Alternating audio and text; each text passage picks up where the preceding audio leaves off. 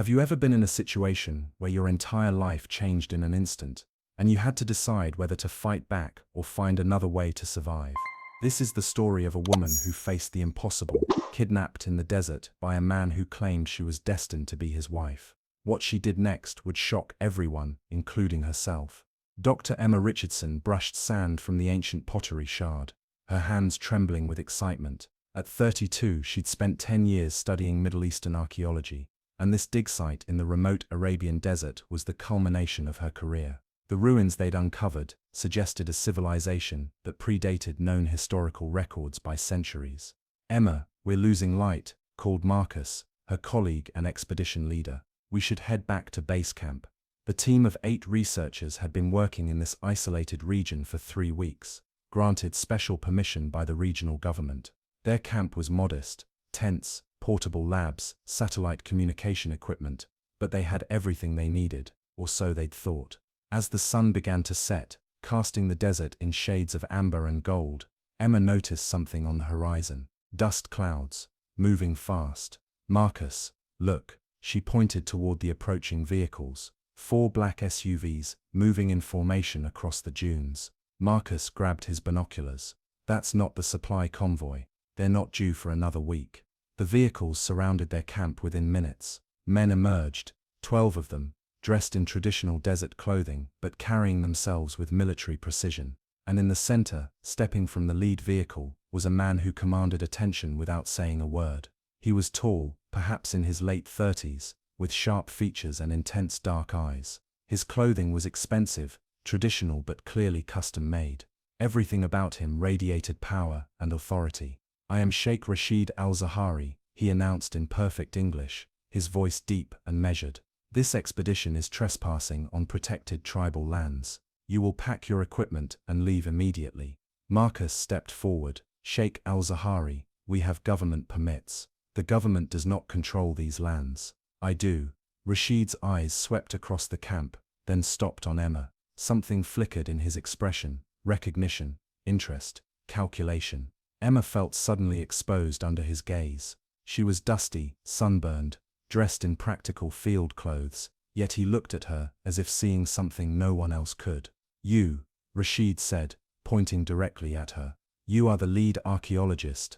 Dr. Richardson is one of our senior researchers." Marcus intervened.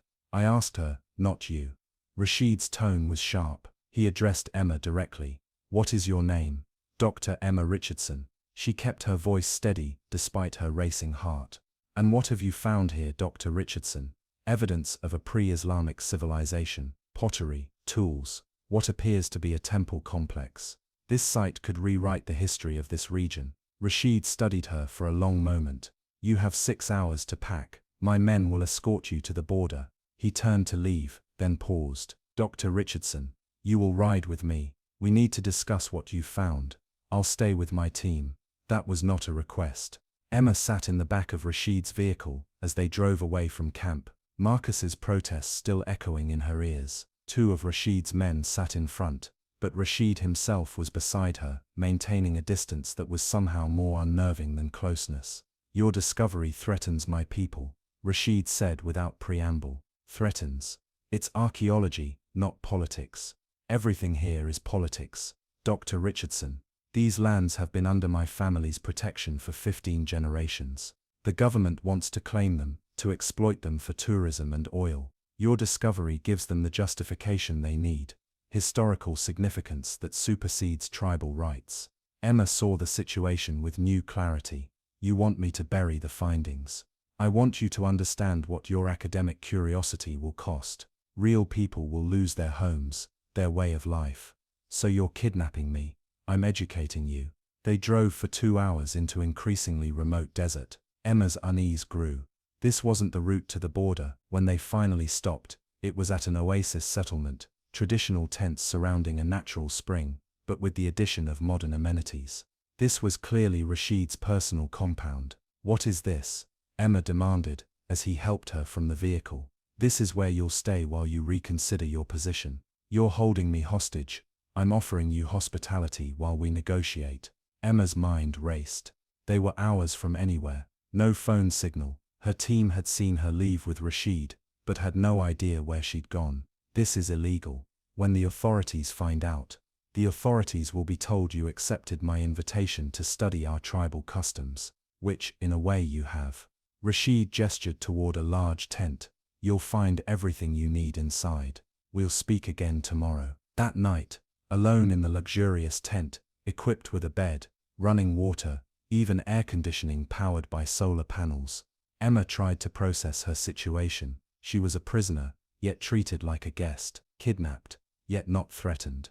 It was surreal. The next morning, Emma was summoned to Rashid's tent. It was more of a pavilion, open-sided, overlooking the oasis, furnished with carpets and cushions that probably cost more than her annual salary. Rashid was dressed more casually today, but no less imposing. Did you sleep well? As well as anyone being held against their will. He almost smiled. You have fire. I appreciate that. He gestured for her to sit. Dr. Richardson, I have a proposition for you. I'm listening. Marry me. Emma's jaw dropped. Excuse me, become my wife. In exchange, I'll give you unrestricted access to not just the site you found, but to 12 other archaeological locations on my lands that no Western scholar has ever seen. You'll be able to publish your findings, make history, become the most celebrated archaeologist of your generation. You're insane. I'm practical. Rashid poured tea with steady hands. I need a wife. My position requires it.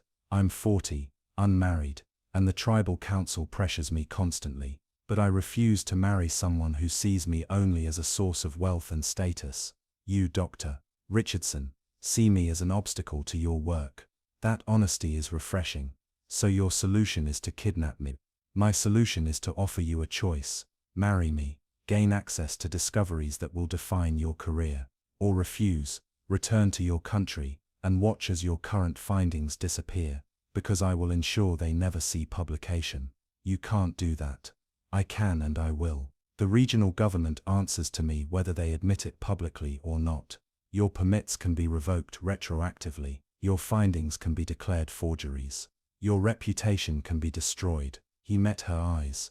Or you can say yes, and we both get what we want. What exactly would this marriage entail? Emma asked carefully, her mind working through possibilities.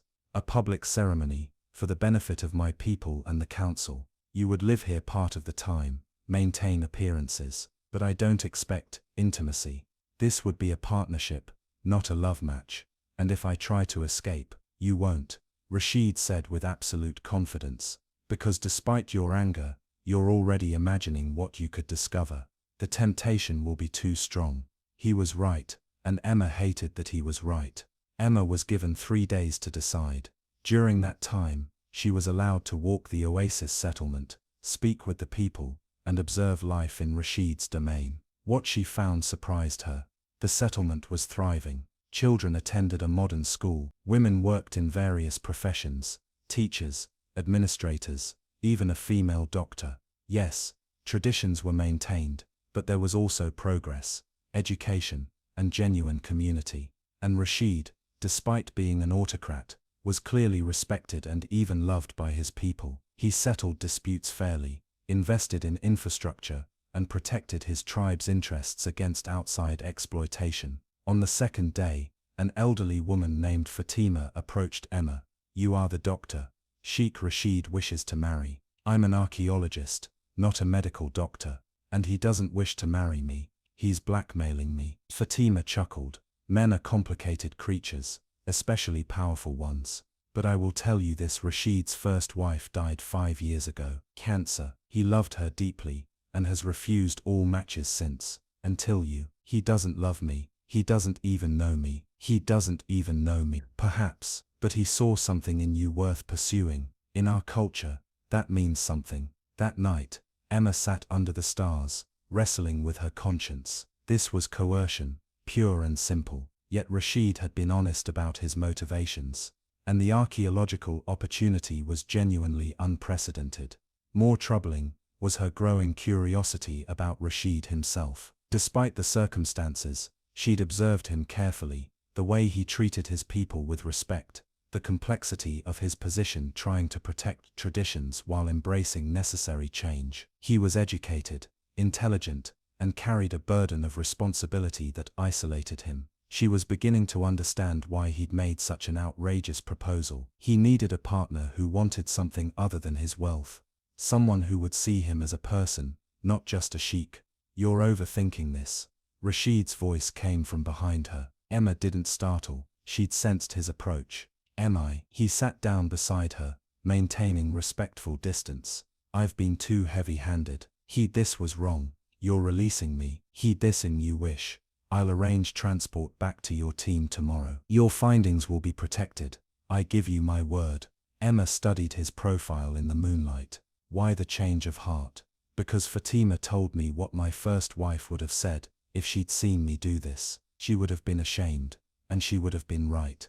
"Tell me about her." "Your first wife." And in the darkness, under stars that had watched over this desert for millennia, Rashid told Emma about Layla, about their arranged marriage that became a love match, about her death that left him hollow, about the loneliness of power. Emma found herself sharing too, about her own losses, her drive to uncover the past, because the present felt too painful, her fear that she'd sacrificed normal life for a career that might mean nothing in the end. By dawn something had shifted between them. "I'll marry you," Emma said as the sun rose. Oops. But on my terms. Rashid looked at her carefully. "What terms?" "First, this is a 5-year contract. At the end we reassess. If either of us wants out, we part ways amicably. Second, I maintain my career and independence. I'm not giving up who I am. Third, we try, really try, not just for appearances, but to build something real. Because if I'm going to do this, I'm not going to do it halfway. You're proposing we turn a forced arrangement into an actual marriage. I'm proposing we see if we can. You need a wife. I need access to those sites. But more than that," Emma paused, gathering courage. "You need someone who sees you. And I think I'm starting to." Rashid was quiet for a long moment. "You're extraordinary. I'm practical, like you said." "No," he corrected softly. "You're extraordinary. And if we do this, truly do this, I promise I will never take that for granted." The wedding happened 2 weeks later. It was traditional yet modified. Emma wore a combination of Western and traditional dress, spoke vows in both English and Arabic, and insisted on provisions that shocked the tribal council, but which Rashid defended absolutely. Emma's team was invited. Marcus was furious and concerned, but Emma assured him privately, "This is my choice, complicated and strange, but mine." The first months were an adjustment. Emma lived between two worlds, spending weeks at archaeological sites. Rashid opened to her, then returning to the settlement where she was learning to navigate the role of Sheikh's wife. It was exhausting and exhilarating, and slowly, surprisingly, she and Rashid were building something real. Late-night conversations about history and duty, shared laughter over cultural misunderstandings, the gradual erosion of walls they'd both built around their hearts. 1 year after their wedding, Emma made a discovery at one of Rashid's protected sites, a library of ancient texts that would rewrite the academic understanding of pre-Islamic Arabia. It was the find of a lifetime. She rushed back to tell Rashid, bursting into his office where he was in a meeting with tribal elders. "I found it, the library. It's real." Rashid stood, his face breaking into a genuine smile. "Show me." They spent the evening at the site, Emma explaining the significance while Rashid listened with the attention he gave to everything she said. As the sun set over the dig site, Emma realized something. "I love you," she said suddenly. Rashid turned to her surprised. "What? I love you? This wasn't how I planned my life. You kidnapped me. For God's sake, it should be a disaster. But somehow it's not. You're my partner, my friend, and somewhere along the way you became the person I want to come home to." Rashid cupped her face gently. "Emma, I have loved you since the moment you stood in that camp covered in dust and told me about rewriting history. I just didn't think I had the right to say it." "Why not?" "Because I trapped you here." "What if you only stayed because of the archaeology?" "I stayed because of the archaeology," Emma admitted, "at first, but I'm staying now because of you. Because what we've built together is more valuable than any artifact I could ever uncover." Their kiss tasted of desert dust and possibility. 5 years later, When their contract was due for reassessment, they burned it ceremonially. "We don't need terms," Emma said. "We just need each other." Emma had become renowned in her field, publishing groundbreaking research that brought respectful, sustainable archaeological attention to the region.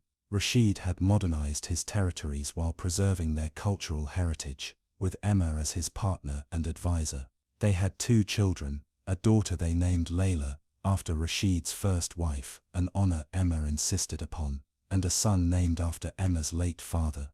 "Do you ever regret it?" Rashid asked one night as they watched the sunset over the oasis that had become their home.